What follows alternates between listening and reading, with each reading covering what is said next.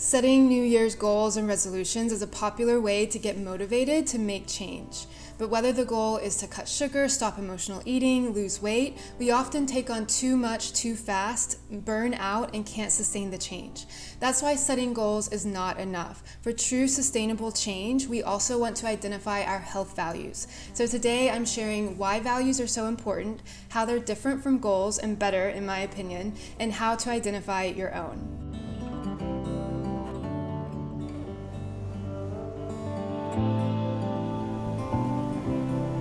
My name is Katie. I'm a behavioral food therapist, and I help women cultivate a healthy relationship to food, body, and mind. Welcome to Whole Nourishment, where I discuss topics that are commonly addressed in client sessions about our relationship to food and body, emotional resiliency, and whole food nutrition. Values are so important because they bring meaning and personalization to our goals. They're our why for doing things, that underlying deeper desire for how we want to show up in the world. None of us like the abrupt start and stop of having a healthy routine, then falling off, because it fuels the all or nothing mentality and is physically and mentally draining. But it doesn't happen in this disruptive way when we set goals aligned with our values, because our values encourage us to focus on adding in the good and having this broader, compassionate perspective when things aren't going well so we can be more resilient. When I first heard about values, I thought they sounded boring and ambiguous, but when I began applying them to my life and business, I realized they allowed me to feel ownership and pride and responsibility over my choices. So let me explain the difference between values and goals. A vision is an intention for how you want to show up for yourself. It's a direction you want to be heading, an ongoing process. There's no end point. It's the quality of your attention, like creativity, curiosity, mindfulness.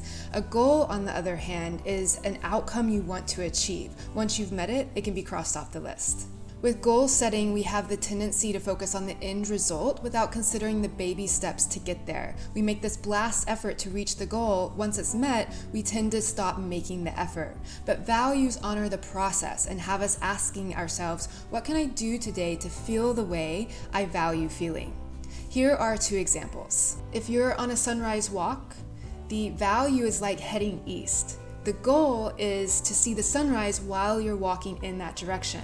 Once you've seen the sunrise, you can check it off the list, but you can always continue walking further east. So if your goal is to reduce your sugar intake, a value might be to be mindful and intentional about choices and your body's signals. It's not enough to wake up in the morning and say, I'm not going to eat any sugar, and rely on willpower and self-discipline alone. With this as your goal, the focus is on the end result of having a pure, clean diet without focusing on the day-to-day events that could trigger cravings or how to cook nourishing meals that prevent blood sugar spikes in the first place.